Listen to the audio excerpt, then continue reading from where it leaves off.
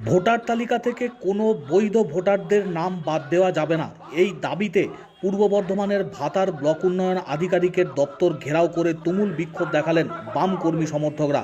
এমনকি বর্ধমান কাটোয়া রাস্তা অবরোধ করে চলে বিক্ষোভ, আর বিক্ষোভের জেরে থমকে যায় যানবাহন চলাচল।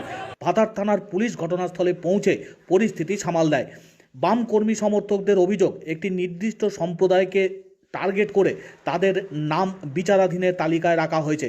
বৈধ ভোটারদের নাম বাদ গেলে আরও বৃহত্তর আন্দোলন হবে বলে জানাচ্ছেন বাম কর্মী সমর্থকরা।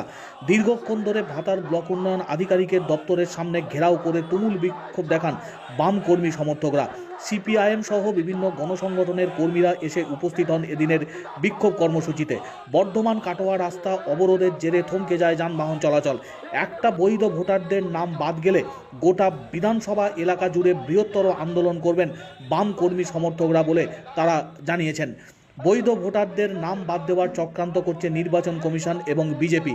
বৈধ ভোটারদের নাম বাদ দিলে সাধারণ মানুষজন যেমন ক্ষুব্ধ হচ্ছেন, তার পাশাপাশি নাগরিকদের অধিকার সেটাও খর্ব হচ্ছে। নির্বাচন কমিশনের পক্ষ থেকে সঠিক দৃষ্টি রেখে নির্বাচনের ভোট গ্রহণের আগে যাতে বৈধ ভোটারদের নাম তালিকাভুক্ত হয়, সেই দাবিতে সরব বাম কর্মীরা।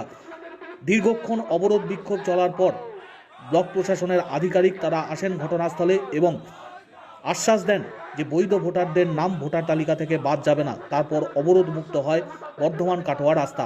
যদিও সমস্যার সমাধান না হলে ফের বৃহত্তর আন্দোলন শুরু হবে বলে জানাচ্ছেন বাম সংগঠনের নেতৃত্ব।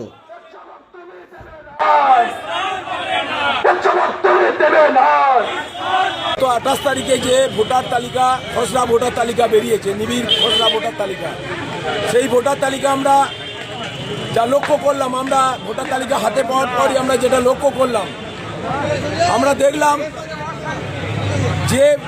যে সমস্ত মানুষকে তাদের যে হিয়ারিংয়ের জন্য ডাকা হয়েছিল, তারা কয়েকদিন ধরে তারা যে টেনশন, মানুষের যে ভোটার তালিকা বিভিন্ন রাজ্যে যে হয়েছে বা পার্শ্ববর্তী রাজ্য বিহারে হয়েছে, সেই সব থেকে অভিজ্ঞতা অর্জন করি মানুষের যা ভয় ভীতি সঞ্চার হয়েছিল, তারা বাপদাদুর দলিল থেকে আরম্ভ করে বিভিন্ন কাগজপত্র, তার একাডেমিক সার্টিফিকেট, বিভিন্ন সার্টিফিকেট, এবং যারা গরিব মানুষ যাদের কোনো সার্টিফিকেট নেই, তারা তার বাপদাদুদের কাগজ দলিলপত্র নিয়ে যে যেটা পেরেছে সেটা নিয়ে তারা এসআইআর হিয়ারিংয়ে হাজির হয়েছিল। কিন্তু পরবর্তী ক্ষেত্রে 1 মাস ধরে হিয়ারিং হলো, এপিআর এইআরওরা তারা হিয়ারিং করলো। আমি নিজেও একজন সেই অ্যাডজুডিকেশন যেটা হয়েছে, যেটা বিচারাধীন অবস্থায়, আমি এবং আমার